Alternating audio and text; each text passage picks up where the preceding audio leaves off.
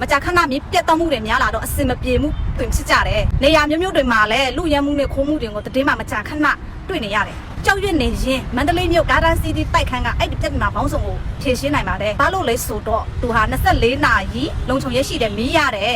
83လမ်းအိုးရှင်းနဲ့လဲ9မိနစ်တာဝေးကက်ယောဂါကြောင့်အိမ်နဲ့မြေဟာ2ဆလောက်ကိုတိုးတက်သွားတယ်ဒါပေမဲ့ဂါဒါစီတီတိုက်ခန်းဟာပြီးခဲ့အပတ်ကပုံမှန်ဆေးပဲရှိပါတယ်အင်ဝယ်ယူသူတွေမှာလည်းမီးပြတ်တောက်မှုနဲ့ဘေးကင်းဆိုင်ရာအန်တီတွေများကိုပုံမစဉ်းစားလာကြတယ်ဒါကြောင့်လည်းတိုက်ခန်းဆေးဟာမြင့်လာတယ်ပြီးခဲ့တဲ့နှစ်ပတ်ကဂါဒါစီတီတိုက်ခန်း2ပတ်လုံးကိုအနည်းဆုံးဆေးဟာ